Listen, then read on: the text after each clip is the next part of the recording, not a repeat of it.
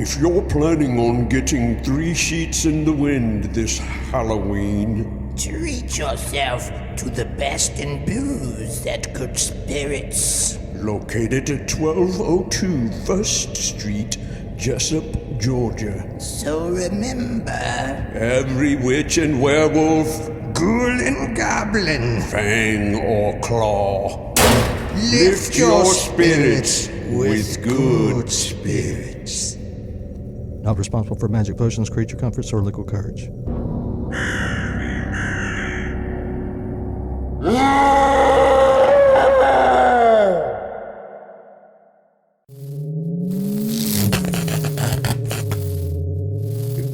And it wasn't but a few short years after that he enlisted in the war between the states, and he made it through that. I'm glad he did. You wouldn't be around. I wouldn't be here right now. But I'd have a lot more room on his couch. but it wouldn't be near as fun. No.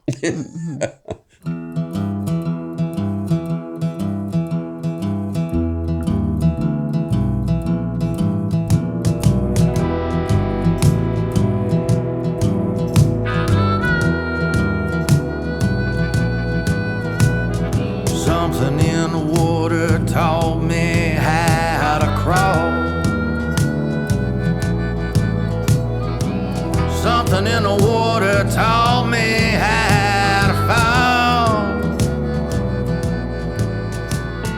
fall. Hello, welcome to another episode of Something in the Water podcast. I'm one of your hosts, Sean Clark, and I'm Uncle Dave Griffin, and our guest this week, we're so happy to have Miss Eloise Justice. Thank you. Right here in Waycross, Ware County, Georgia. Currently, she is, I don't know what your title is at Kroger. What would you call your title there? I run this U-Scan department Okay. where you ring up your own groceries. She is most people like places like Walmart, they have the greeters. She's the fareweller. She's at Kroger, because she's the last person I always see when I go to Kroger. But she works over there they got like 6 or 7 checkout places there where you can check out your own groceries and bag them and everything. And she's the supervisor and helper right there in that section. And probably 3 times out of 10, I'm going to have an issue with them machines because it's always barking at me saying, "A Kroger associate will be with you in just a moment." And I say, "I've done something again." Well, we are glad to have you, Eloise. Little history on Eloise. Besides Kroger, she and I worked a few years at the same place back in the 90s at the Waycross post office. And we got some stories we could tell you, but we won't. And she's also one of the, as long as I've known you, I've always associated you with dancing. Mm-hmm. And so kind of let the folks at home there, how did you get into dancing? After the children graduated from high school and left home, and it was something I just started doing, and I took clogging lessons over in Blackshear, and then had to quit because my daughter was in band and the other one was in gymnastics, so I didn't have time for my clogging, so I just let it go and waited until they graduated and left home, and then I did what I wanted to do. There you go. I'd go to the bluegrass festivals, and they used to have a group of cloggers there. Yeah. And I wasn't in that, though, and I never was. But I started clogging by myself, what they call freestyle. Yeah. I clogged by myself, and I'd created my own steps. Right. Routines. Routine. And from that, I started clogging up on stage at the bluegrass festivals. And then Millwood Drive band, Okay. they started taking me everywhere they played, and I would clog. And ended up people that knew me everywhere I go. If there's some music that I can clog by, they want me to clog. You gonna clog for us? You gonna clog for us? So, well, you must be good at it, then. I mean, I'm sure. I'm sure you are. I'm pretty sure I've seen you dance before. I've used to help Paul Lee run sound out there at Twin Oaks. Is that some of the places you would do it? that's where I clog.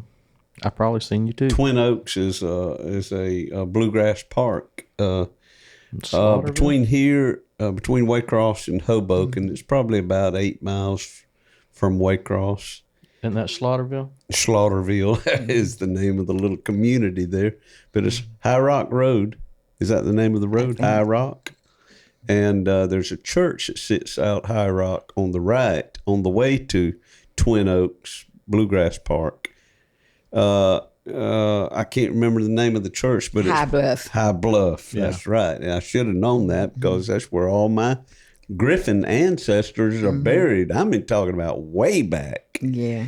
I was out there playing a dedication ceremony for one of the graves, and I got to walking around out there and kept following the headstones, and right way down the hill there underneath a big old tree, there was a Griffin tombstone in 1700s, and I thought, oh my gosh, I couldn't hardly believe 1700s. Yes. Wow. Yeah, I mean, born in the 1700s at least. It's just that grabs you a little bit because growing up, well, especially here in the South, it seems like we pay a lot of attention to the genealogy and stuff. Your folks were from. Were they from the swamp, or Around the swamp. around the swamp? My grandfather used to own a farm. They came across South Carolina, Okay. and some of them had a farm up there in Round Claxton. And my great-grandfather died and was buried up there. Right. And eventually they come out on across to Waycross. And my grandfather had a farm out at Wasboro Oh, okay. long time ago. And then eventually he moved back over here to Waycross. And right behind Woodard Godwin Church Yeah. Chapel is a road called Strickland Road. And about 6 or 7 miles up that road on the right-hand side, there's a little clump of pecan trees. And that was his farm up there. How about that? He owned a farm up there. And You know where Strickland Road is? There. You're hitting some. You're bringing back a lot of memories right there. Woodard Godwin had a church and a school. They did. One of the oldest schools in Ware County is an old wooden schoolhouse that I can always recall when we'd head out towards Hoboken on the Brunswick Highway, heading to Grandma's and Granddaddy's farm, just this side of Hoboken. Would be driving by. All I could look out my window to the right, and all I could see was woods. But Mama would be saying, "Right there it is." And if you peek through the trees quick enough, you could see a dilapidated structure there. And she'd always tell me, that's Woodard Godwin Elementary School. Right. Oh my gosh, it was like ancient history to me. But I think my brother, who's 3 years older than me, I think he attended school briefly out there in the in the 50s. May have been in the 50s, yeah. So your folks from this area now, didn't you say your daddy was a dancer as well? He was one of the best buck dancers. Is that right? That's right. Buck dancing. Sure was. Tell us about buck dancing. Well, that's what the people did on the swamp. Mm-hmm. I do have a video that was made in the swamp park with Pernell Roberts, and it shows the early days of a cabin and this man out there in a pair of overalls buck dancing. That was a big thing. Now, back when my mama was a teenager, she said that if her brother, Uncle Henry, ever went to hooking up the mule and wagon, her and her sisters were thrilled to death because that meant they were going to what they call a frolic. They'd all gather up and dance, and probably like square dance and different stuff. The young people did. And Grandpa and Granny would let them go with their brother, Uncle Henry, because they knew he would take care of his sisters. Mm-hmm. But they went in the mule and wagon, not like we do today. Where did buck? Why is it buck? What does buck? It's kind of an stand action, for? isn't it? Like you kind of. I don't really know where the name buck came in, but I know it was the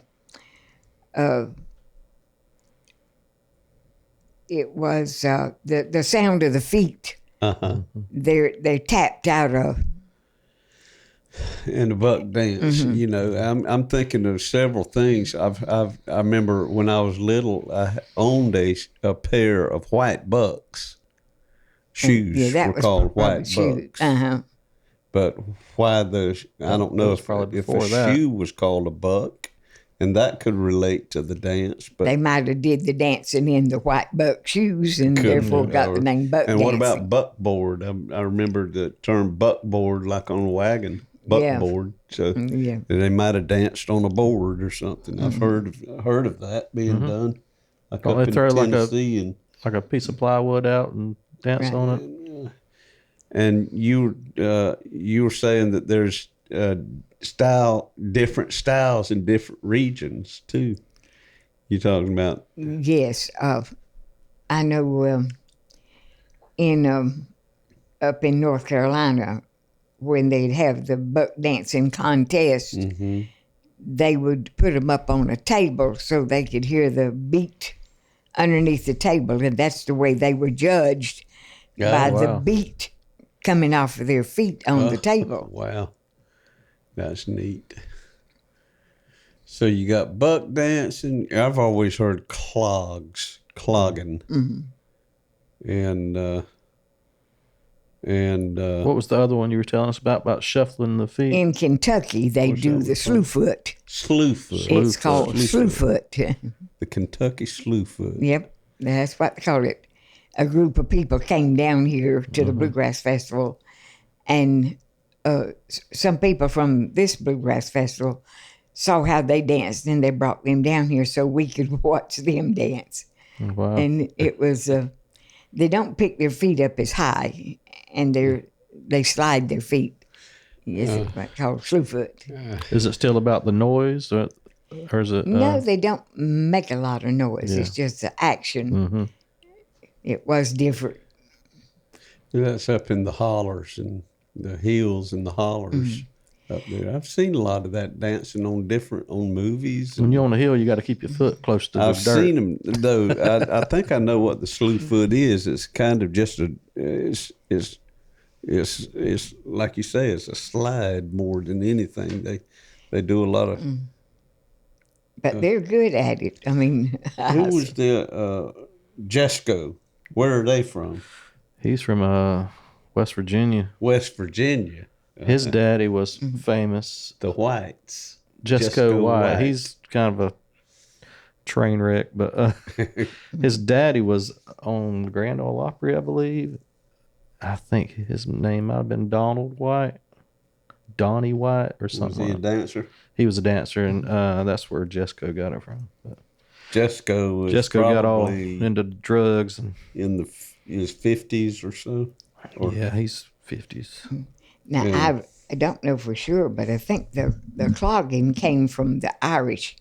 Them doing like the river dance thing. Mm-hmm. Clogging is a lot like that, but they add the higher steps to it in the Irish. In the Yeah, they get up high with the Irish knees. they added the high kicking their feet around and everything, but it's basically like clogging. Mm-hmm. It's amazing. It's a lot like songs and music and everything. Dancing it's always been intertwined with the music, but it's got its own History. stands alone outside of the music. I mean, you got different dances, you got different stars among the dancers. Yes, you the do. ones that names that really shine. Yeah. Well, we had a little brief history there at the post office, and we kind of know a lot of the same folks through that and everything. And so how long is it? That was back in the 90s. How long were you there? 10 years. 10 years. That got you vested with a retirement. Or I did. did no? Unless they branded you a what was it, casual? Right. Was that what they hired you as? And that kind of aggravates me a little bit in the way that they were able to. If they hired you as a casual, they didn't have to do anything as far as benefits or No. retirement, insurance, health insurance, none of that stuff. That was a shame, too, because y'all worked just as hard as the rest of us did. I started there in 85 as a part-time flexible, with the emphasis on flexible. They would work my bony behind any way they wanted to. And eventually I moved into full-time.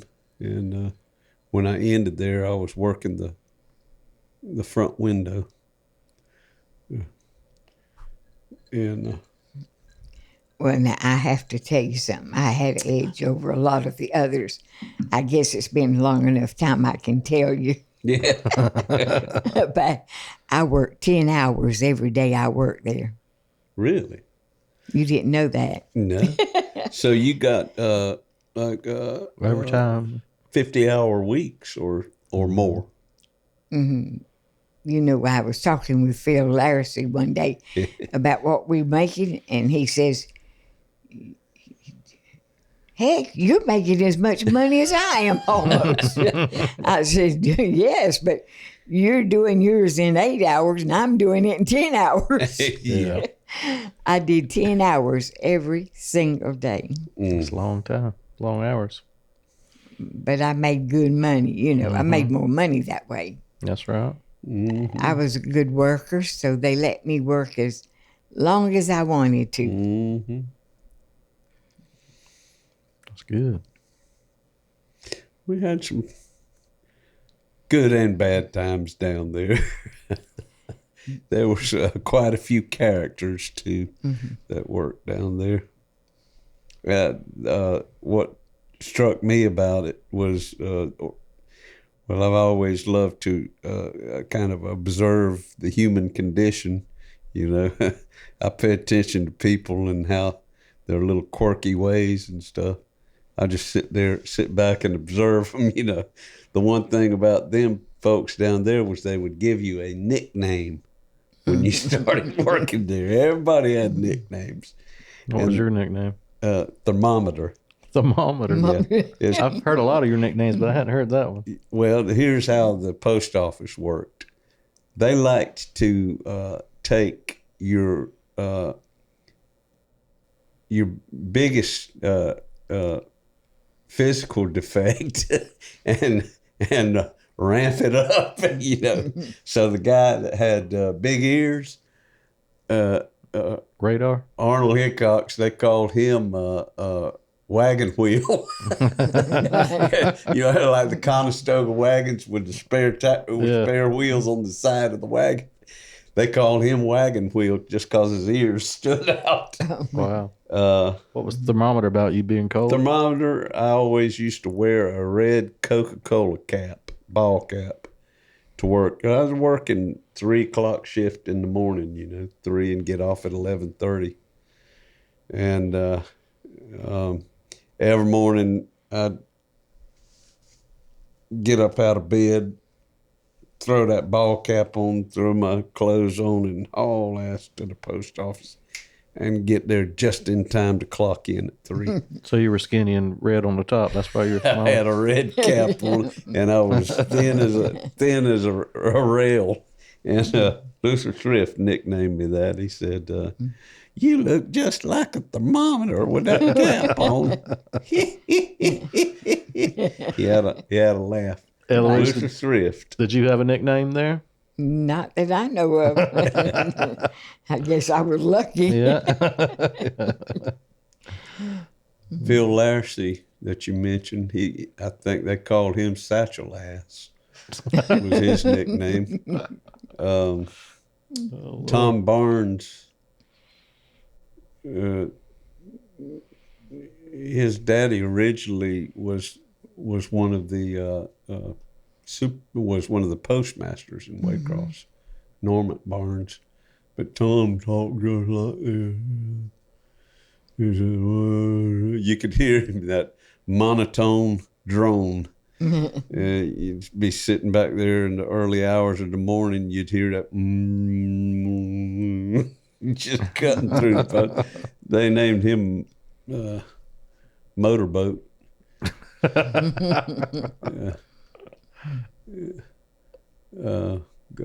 Rooster was a nickname for Jerry Johnson. Oh, yeah. Remember, he had red hair, Yep. what was left of it, and he did the comb over. You know, he'd grow it long on one side and he'd comb it over. So a rooster has a comb, you know. Yeah. And had a bunch of times there. Did y'all work together?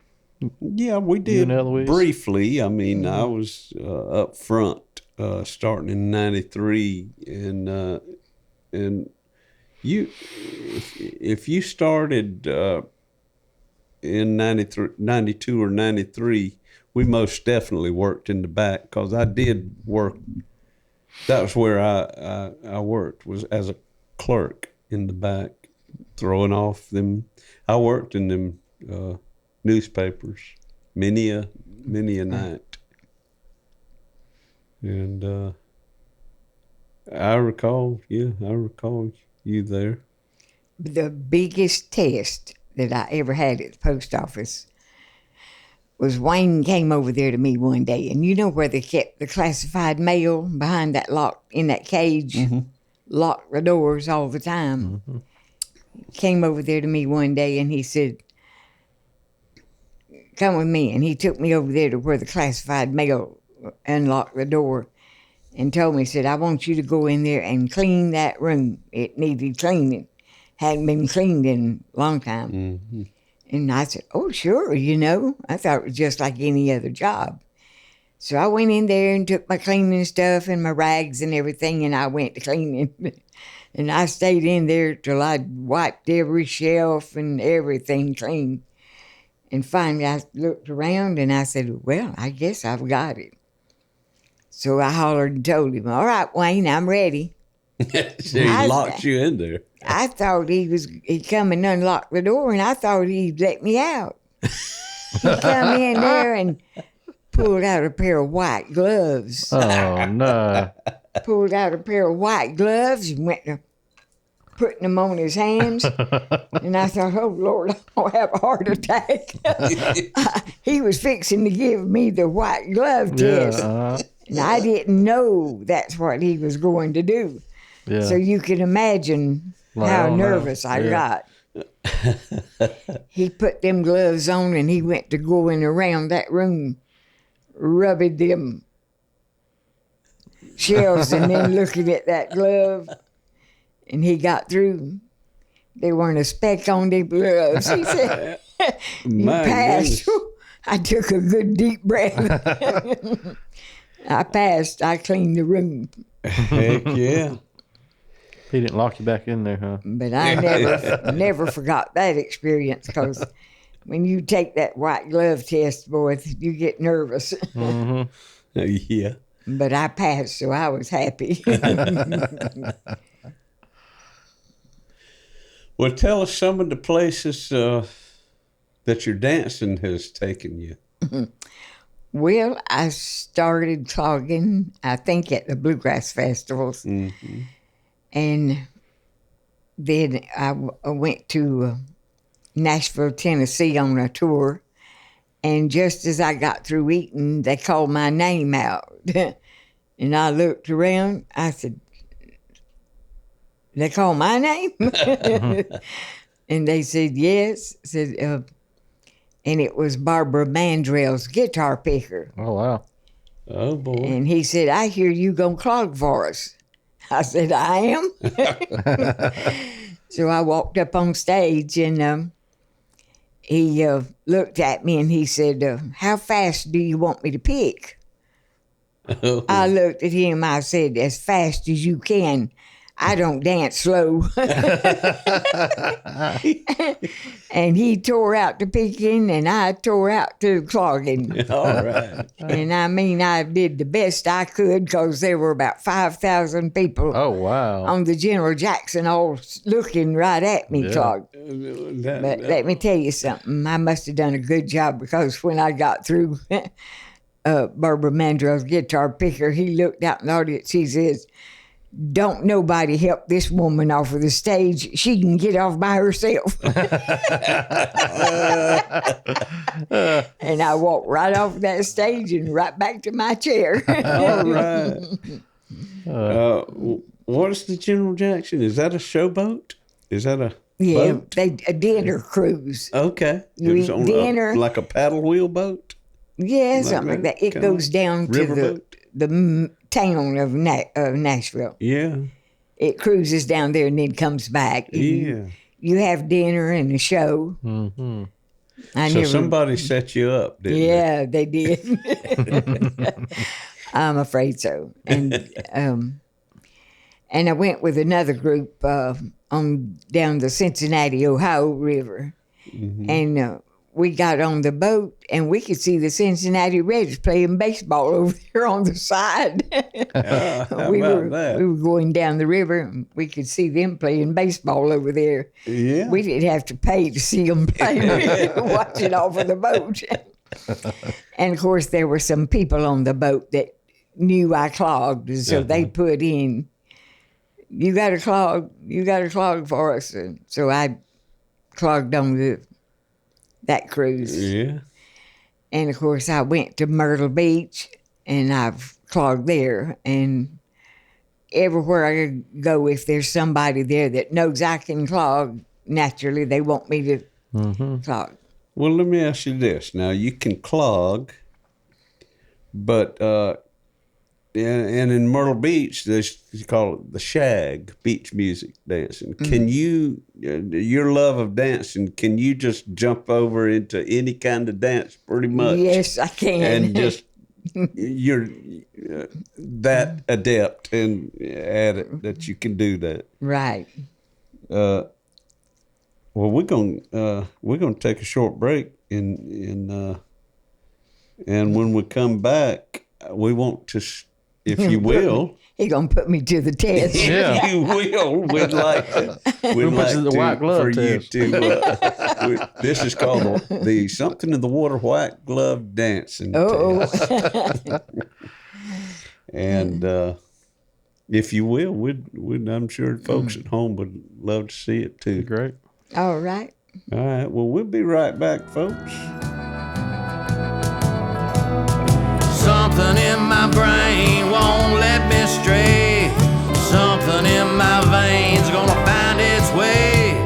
Something in the water taught me how to pray.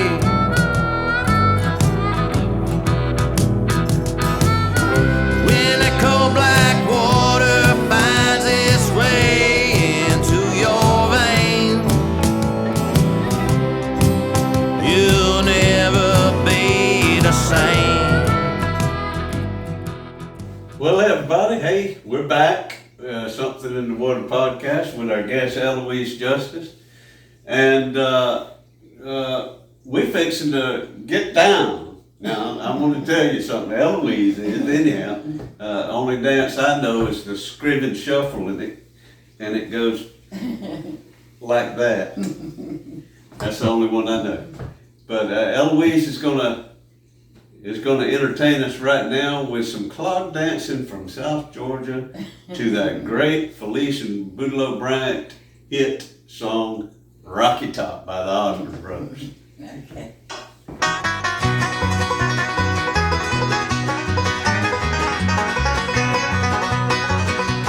Wish that I was on old Rocky Top down in the Tennessee hills. Ain't no smoggy smoke on Rocky Top, ain't no telephone bill. Once I had a girl on Rocky Top, half man, the other half cat. Fine as a mink, but sweet as soda pop, I still dream about that. Rocky Top, you'll always be home, sweet home to me. Good old Rocky Top, Rocky Top, Tennessee. Rocky Top, Tennessee. Once two strangers climbed old Rocky Top, looking for a moonshine still. Strangers ain't come down from Rocky Top, reckon they never will. Corn won't grow at all on Rocky Top, dirt's too rocky by far. That's why all the folks on Rocky Top get their corn from a jar. Rocky Top, you'll always be home, sweet home to me. Good old Rocky Top, Rocky Top, Tennessee. Rocky Top, Tennessee.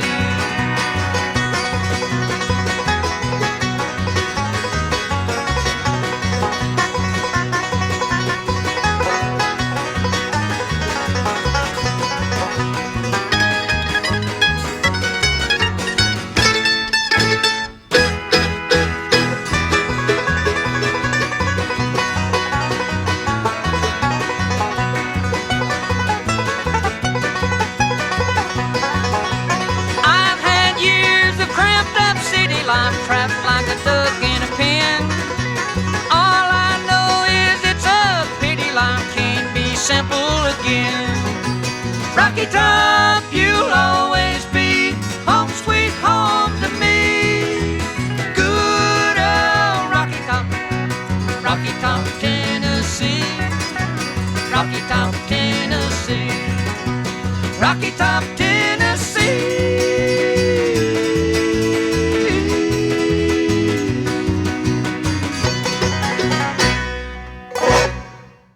And that was with rubber sole shoes, folks. I do better with the leather. The Beatles album. Are we rolling? Yeah, he didn't tell you he was going to have to dance for your supper. Oh, You didn't bring the right shoes, did you? leather slides. Well, you sure can cut a rug.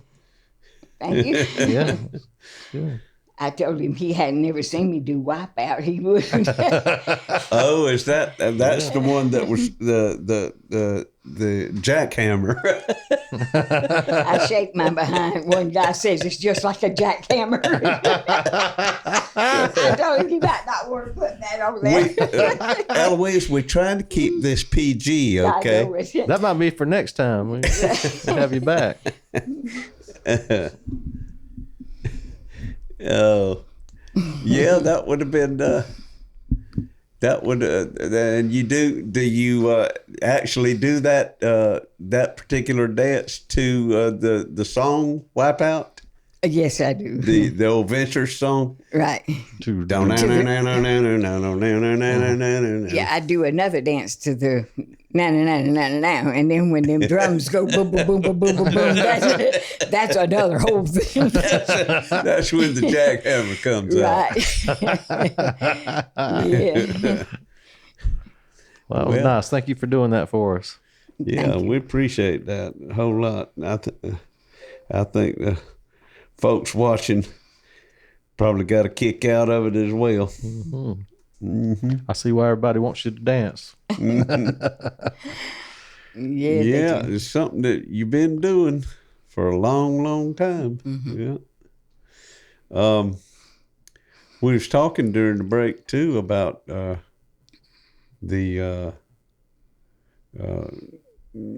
our shared genealogy and stuff. You can't grow up on the around the swamp like we all are around here without us all being kin to one another. I don't see how in the world that's possible, because you trace it back far enough, you're gonna find out that we're all kin. But you kin to Adam? I was kin to Eve. You were a Strickland. Strickland. Growing up, and my mother's mother was a Strickland from Brantley County. And my mom was a Strickland. And your mama was a Strickland. Now, Justin, his family is from Manor, and that's the western edge of the swamp. And my daddy, my great granddaddy, Peter Griffin, Family Guy. he grew up on Cowhouse Island. I think he moved from, may have been the Carolinas, or they came down the coast and came across South Carolina.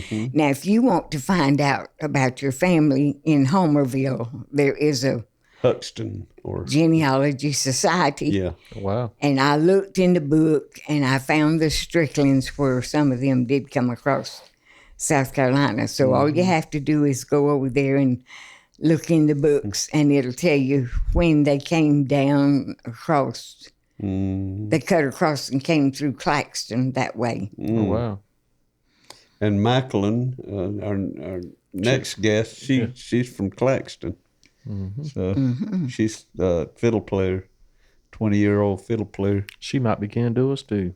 Right. Her mom's from Waycross. Mama's from Waycross, and she was a I can't remember. It escapes me. What her maiden name was. She was a class of 80 something, Ware County High School. But let's see, the Griffins. My great granddaddy grew up on the Cowhouse Island. He was about 16 when he moved here, and it wasn't but a few short years after that he enlisted in the war between the states, and he made it through that. I'm glad he did. You wouldn't be around. I wouldn't be here right now. But I'd have a lot more room on this couch. But it wouldn't be near as fun. No. Kick my feet up.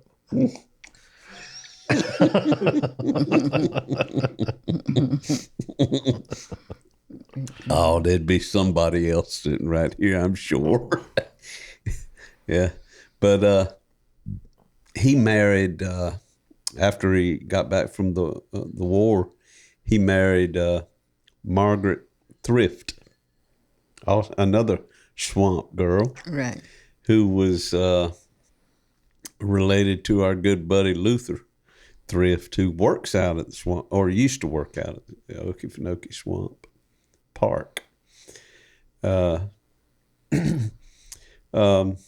Luther also worked with us at the post office, Yes, and he could keep us awake on those late nights, early mornings on that graveyard shift that would work, because he was a chatty individual, and he knew his stuff too. He told me, he said, I told him, I said, I was born at Fort Mudge, and he said, across the railroad track. I said, yes. He said, you're a true swamper. Just because I was born across the railroad tracks on the other side. That made me a true swamper. Yeah, across the tracks, that's the swamp. The south of the tracks. Yeah. Buddy, that is the swamp. The Okefenokee Swamp is huge now. Yeah. I mean, we've just got We're just at the top of it. We're at the top northern edge of it in Waycross. If you go west, Manor, Homerville, all of that, you're skirting the northwest edge of it, and then you take a left on 441. And is that right? Is that right? Highway 441 goes to Fargo, or is it 41? Yeah, 441. 441. You take a left in Homerville, and you're headed south on 441 towards Fargo and all. You're running down the west side of the swamp, Billy's Island and all that. Stephen C. Foster State Park. And Billy's Island's out that way. I thought it was Fargo. out. Yeah. I thought it was more like south of here. Now, I wanted to tell him, my mother's people were from around Argyle and Manor, and they were Kites and Beverly's. So if you know any Kites and Beverly's in Manor and Homerville, they're probably my relatives too. You know any? I know of, there's a Kite Road. I'm sure that's of the same lineage. How you spell that? Kight. That little cemetery in Manor. Right. It's Kite Cemetery. My mama's twin brother is buried there, and some of her brothers. They have a little private cemetery, and it's called the Kite Cemetery. And it's on Kite Road. Okay. Yeah, and if you head east from Waycross, or actually southeast, you're traveling down US 1 towards Jacksonville. And before you leave the state of Georgia, you hit a town called Folkestone. And that's about 35 miles from Waycross. And you're skirting the top edge of the swamp in an easterly direction there. And that's where Fort Mudge falls, right before you get to Folkestone, where you were born. Fort Mudge is just a little community there. It's a big old swamp, though, folks, and there's been many movies and many songs written about it. And there's been people that actually got lost in it and never came back out. And That happens even today. I've always heard stories of airplane pilots making the mistake of flying over at night. This vast expanse of water out there, and on a clear night, the stars above you are reflected in the water below so crystal clear that a pilot will get himself confused and think he's flying upside down.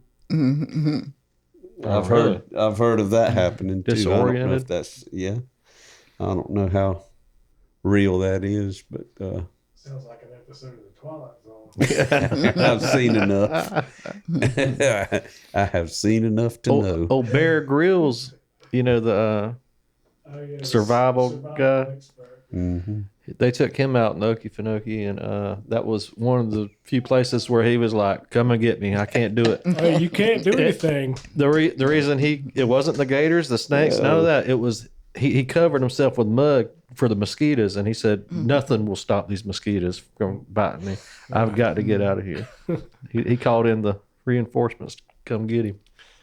Yeah, that, and if you're in the middle of it, you can't even stand up. I mean, it's all just kind of shaky ground, you know. You'd be... Exactly. Trembling earth. You'd be Trembling lost. earth. You'd be lost for sure. Standing on shaky ground. That's an old song, too. Now, I've heard the story that's why we don't have no hurricanes that ever came in here over the swamp, was because of the vapor from the swamp vegetation, that there's a vapor that hovers over the swamp. And when the storms come in, they don't come through that vapor. They go around it every time. I flat out believe that. I've Because had you've that never, same ever heard thought, of one coming. you know? Is it the I don't know what they call it. I always thought it was the depression. There's some or something to do with the water. Or but the, in the bottom of the water and the vegetation vegetation together. down there, and then it's rotten and it's on top of itself, and then it causes all this gas and stuff. Right. the moss. Peat moss. Peat Peat moss. moss. That's what I was It just keeps on decaying. Yeah. That's what the floating islands are made out of. It's hundreds of years of moss falling down and decaying and stacking up on itself in the water It actually and building. It actually burps, you know, from under the water. It Right. burps and goes up to the top, and over time that moss turns into, it just gets bigger and bigger, and then it becomes dirt and then land, and then you got a little floating island. And Yeah, it gets so deep. It's condensed so thick. It gets so thick that it supports vegetation. Trees will grow on them islands. Yes. And you know, the Indians had a word for it. Trembling earth. Okefenokee. Okefenokee. Okefenokee. And, They're like- which means land of the trembling earth in Seminole. And that there was the history that I've read about it, there was a beautiful race of Seminoles. I guess they were Seminoles or Sun Indian, something about the sun. They were a beautiful race of beautiful women, princesses. That In the swamp? Yeah, in the Okefenokee Swamp. Isn't there like some Indian mounds that are like, they said the skeletons in it are like giants or something? Something in the swamp. I don't know. I got an old book about the Okefenokee, and I swear I wouldn't doubt it. I mean, there's some pictures in there. fantastic stories about the swamp. They were like 7 foot, 8 foot skeletons. It might have been the same tribe that I'm talking about. This was a very sophisticated. I mean, they had a village that was laid out symmetrically and everything. That was like a lot of those ancient civilizations, like the Incas and the Egyptians and all of that, where they were remarkable with their ability to do the math, you know, to build these very sophisticated. Right. But you know, the Wiles family was massacred by Indians, and they just put all the Wiles family in a wagon and buried him out on the swamp road. You can go out there and my grandparents live out that way, and I've always seen that sign. That marker. Yeah. Now, I think the mounds you're talking about, I've heard about some in Folkestone. Maybe Somewhere it was there. around Folkestone that had some mounds. Maybe it was there. I know it was. I think I saw it in a book about the Okefenokee, so there's no telling where it was. But Well, I had a friend that was fishing. She had a little houseboat, and she was on the Satilla River somewhere, and they were fishing, and she happened to look over on the side of the river where the water was lapping up, and the water would hit the side and bounce back. And every time it bounced back, she could see something blue in the mud over there. And she got curious about what it was. And she went over there, and it was an Indian bowl wow, in perfect condition. Oh, my Didn't have a chip or nothing, and it was embedded in the side of the mud. Wow. And they got that bowl, and she took it to town here and let us see it. Oh, that was the prettiest thing you ever saw in your life. It was blue and white. And the Indians had made it. Yeah. Had the Indian designs on it. Dave and I just went on a little vacation in Toomsboro, Georgia. And on the river there was just several small pieces, not full bowls, but just like pottery, just fragments with the little designs on pieces, them. So we got little handfuls a piece, you know. You can see the etchings in there, you know. I never found any artifacts like that before. It was pretty cool. Now, there's plenty of arrowheads here. Yeah. I knew a man, I can't think of his name right now, Pete something. He used to go out by the railroad tracks and stuff. He has a whole pile of arrowheads that he collected there. And he gave my first cousin, Shirley Carter, some of them. I wish he'd have gave me some, but he didn't. I didn't ask him, he probably would, but he gave her. He'd go out arrowhead hunting, and he'd find them. Beautiful arrowheads. I've always wanted to find something like that. My mom talks about, she grew up on Walker Street, and the house was raised up off the dirt, you know, and they would play under there as kids and would find marbles, the little clay marbles and arrowheads and stuff. Wow. Yeah. Yep, we have definitely got a history of genealogy right here in these parts. We're kin to the Coxes as well. That's another very, very swamp family name. In a lot fact, of musicians. Yeah. Fiddle players. That's what we were talking about. How the family, the Cox family, seems to be very musical. We need to have Marty on. I can tell you how to tell a Cox. My daddy told us. He said, well, you know, his mother was a Cox. And Dad would say, he'd tell everybody, every Cox, he never ever saw a Cox that couldn't sing, dance, or make music. Yeah.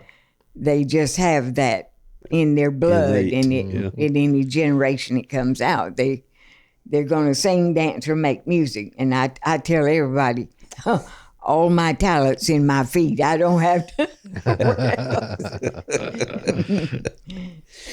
Oh, well, there was a very talented family, still some of them living, but the patriarch of the family was Hubert.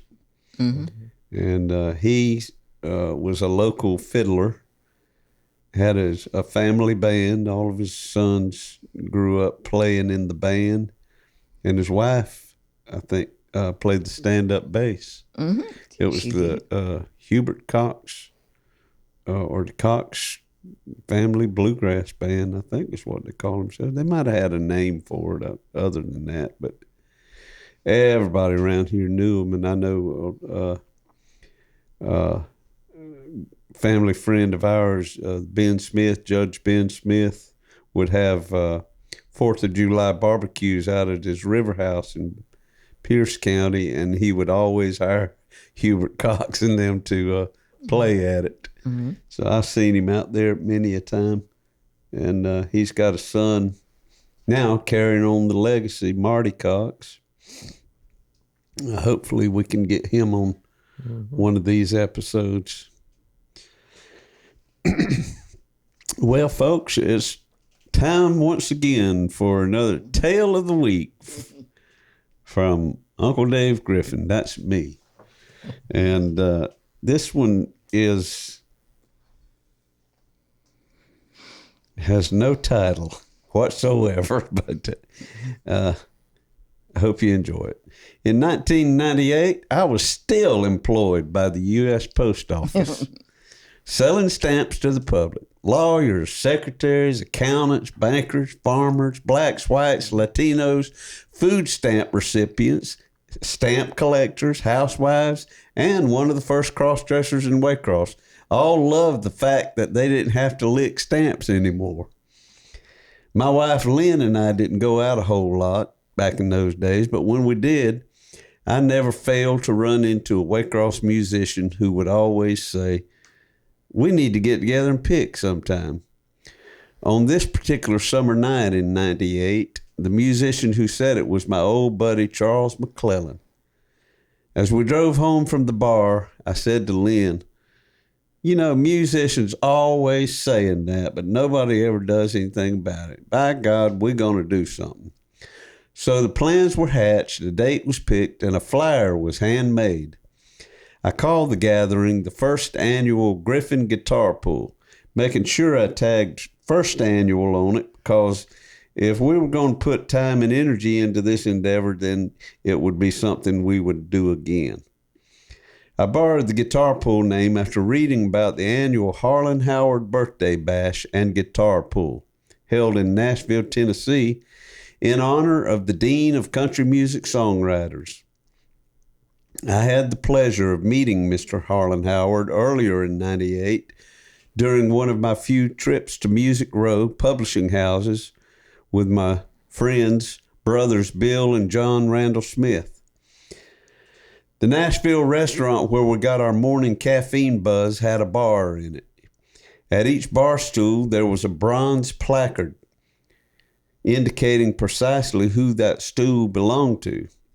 I saw Harlan Howard's name on one and quizzed the bartender, who assured me he comes in here every afternoon.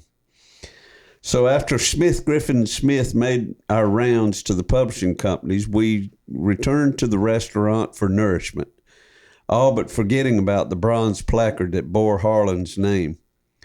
Sure enough, he came sauntering in and sat down on his bar stool just as our food arrived. I pushed my plate back and told John and Bill, "I'll never be able to eat knowing that the man who wrote 'I Fall to Pieces' and 'Heartaches by the Number' is less than 10 feet away from me." So I collected my nerve, walked to the bar, and introduced myself. He was as congenial as a favorite uncle. He offered me the stool next to him and was totally unfazed when I dropped the Nashville handshake on him. That's when a nobody walks up to a somebody and hands them a tape or CD of their original songs.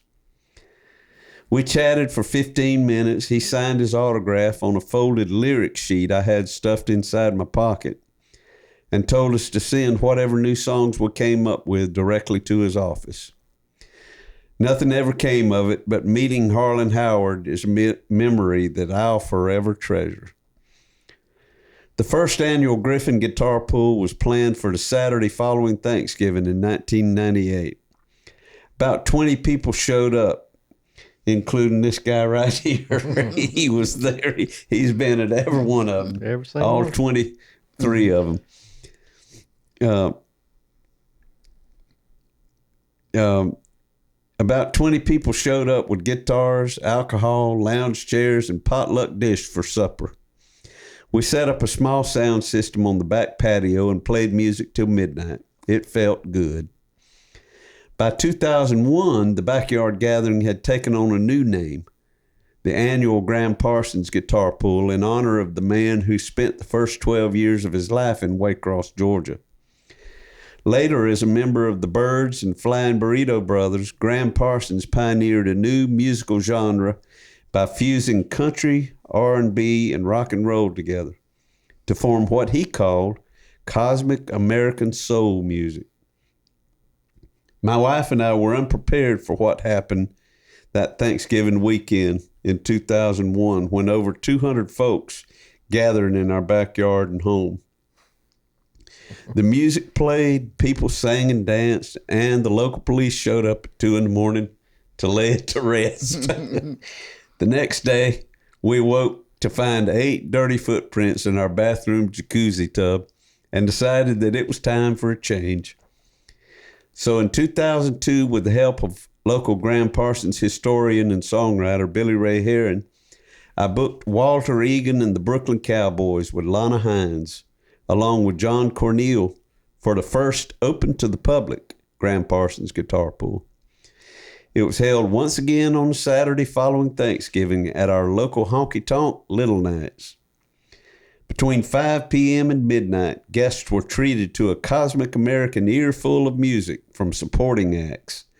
My nephew Graham Griffin, my daughter Megan Griffin Stewart, C.C. Ryder, Luke the Drifter, the Holy Smokes, Brack Haynes, Sean's band Jack Cadillac, Johnny Davis, Greg Hester, and Hickory Wind.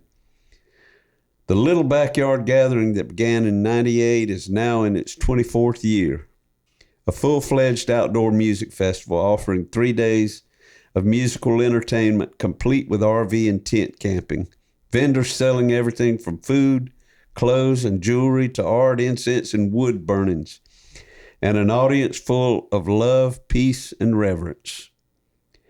Through the years, fans have come to Graham's hometown guitar pool to hear the music of Marty Stewart, Firefall, the Kentucky Headhunters, Leon Russell, Charlie Louvin, Dr. Ralph Stanley, Jim Lauderdale, Sneaky Pete Kleinow, Bernie Ledden, Ian Dunlop, Kevin Kinney, Randall Bramlett, Tommy Talton, Scott Boyer, Bloodkin, Lana Hines, Jim White, Faisal Starling, Grayson Capps, Jay Farrar, Elizabeth Cook, Rodney Dillard, Levi Lowry, Underhill Rose, and Daniel Romano. Parsons' legendary former road mangler, Phil Kaufman, has been down twice. And Stanley Booth, author of Dance with the Devil, The True Adventures of the Rolling Stones, has made a special appearance. The true essence of the festival, though, lies in the hearts of the supporting artists and musicians who love the music of Gram Parsons. From Canada, New York, California, Tennessee, the Carolinas, Florida, and Georgia, they consider it an honor to play Graham's songs on the stage in his hometown, Waycross, Georgia. Last year, due to the pandemic, we had to cancel our live event. But with the help of Justin Mercer and Caution Light Media, we were able to host a virtual online tribute with 20 artists performing their favorite Gram Parsons and Cosmic American songs. I have one thing. Dave, you've been in the music for many years, entertaining people, promoting the music, and even take time for someone like me that's not a great musician. I just use their great music to do my dance. Yeah. But without that, I couldn't. So on behalf of, I would like to give you this gift. Oh. Well, you know what? I've been sometimes I've been paid at gigs. Sometimes I've made a little bit of money, and sometimes I've made a little bit more. But I ain't never been. Oh, look, I ain't never been paid with a double eagle quarter. Oh, wow! What in the world? That's awesome. Thank you. I appreciate that so much. Appreciate you too. That's two tails. Heads I win, tails you lose. Can I think you just became a betting man. I'm gonna let's see if I can. I'm gonna walk this over to the camera, Justin, and show the folks up close right there. Might not can focus that close. Can I do that? Yeah, you can bring it over I think so. here. Get it out. I've never seen one of those. Here you go. You probably can do it better than me. Thank you. I appreciate that. Thank you for coming on. Yeah. Here. Thank you. I appreciate all of you all too. You've been just great. And That was a wonderful episode tonight. Well, folks, we appreciate y'all tuning in as well, and we hope that y'all will continue to watch our little podcast and communicate with us if you'd like. Tell us what you think, or give us some advice or tips, pointers, whatever you think. You can just shoot us a message at something in the water podcast at gmail.com. Yeah. And we also have a Patreon. If you'd like a little bit more something in the water podcast, we do a thing on there called The Deep End. And they can search, what do they search, Justin? The Deep End or something in the water? Something in the water? Yeah, you can go to the Facebook page and you'll see a link to the Patreon, or YouTube. There'll be a link to the Patreon. You can follow that and subscribe. All right. Or you can just go to patreon.com, I guess, and search for Something in the Water podcast. Something in the Water or The Deep End. And you'll be able to find us one way or another. And the good thing about it is that the Patreon account is a mere $5 a month. Folks, you can't get entertainment that cheap. Not nowadays. No. And as good as it is too. Yeah. Now I'm bragging a little bit, but our deep ends have been known to shave the legs of certain folks, curl your hair. Well, we do like on the deep end. We do like to get out there a little further. So it's something that you might enjoy there. But once again, thank you, Eloise, for being our guest, and thank you all. We shall see y'all the next time. When the cold black water finds its way across through your veins, it just might seal your fate.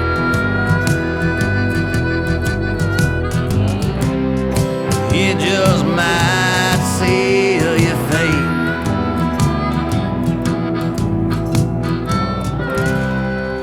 It just might seal your fate.